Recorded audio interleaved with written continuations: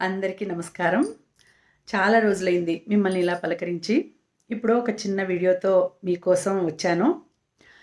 చాలామంది ఎక్కువగా బాధలు పడుతున్నాము, అంటే నవగ్రహాల వలన బాధలు పడుతున్నాము, దోషాలున్నాయి అని చెప్తూ ఉంటారు కదా! మెయిన్‌గా ముఖ్యంగా మనం ఎక్కువగా బాధలు పడేది ఏ గ్రహాలు అంటే రాహువు, కేతువు, కుజుడు, శని. ఎక్కువగా ఈ 4 గ్రహాల వలన ఎక్కువగా బాధలు పడుతూ ఉంటారు. తర్వాత చంద్రుడు వస్తాడు.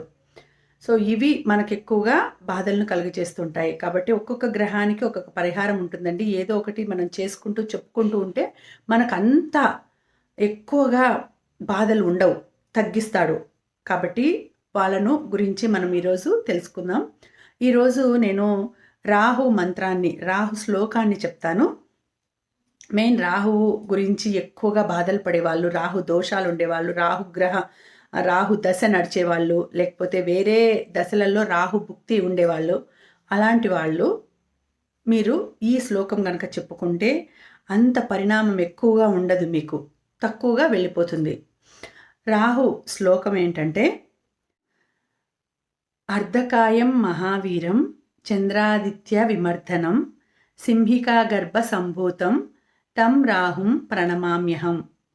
ఇది రాహువుకు సంబంధించిన శ్లోకం. మీరు ఎప్పుడు ఉదయము, సాయంత్రము మీకు ఎప్పుడు టైం చిక్కితే అప్పుడు అనుకుంటూ ఉండండి. అప్పుడు రాహువు వలన వచ్చే కష్టాలు కానీ, నష్టాలు కానీ, ఏదైనా ప్రాబ్లమ్స్ ఏవైనా కూడా ఉంటే అవన్నీ కూడా తొలగిపోతాయి. అంత ప్రభావం ఉండదు మీకు. ఎందుకంటే ఆయన్ని ఎక్కువగా ప్రార్థిస్తూ ఉంటే ఎవరికైనా కూడా, ఎవరినైతే మనల్ని కష్టాలు అనుభవింపచేస్తున్నారో వాళ్ళని ఎక్కువగా మనం నమ్ముకొని వాళ్ళని ఎక్కువగా ప్రార్థిస్తే వాళ్ళకు మన మీద దయ కలుగుతుంది. అప్పుడు మనకంత కష్టాన్ని కలిగించరు. కాబట్టి మీరు ఇది ఎప్పుడు అనుకుంటూ ఉంటే చాలా మంచిదండి. ఈ శ్లోకం కూడా నేను కా ఈ కామెంట్ సెక్షన్‌లో పెడతాను, లేదంటే డిస్క్రిప్షన్‌లో కూడా పెడతాను.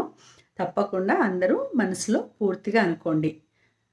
నెక్స్ట్ మళ్ళీ కేతువు శ్లోకం కూడా తెలుసుకుందాము. శుభం భూయాత్.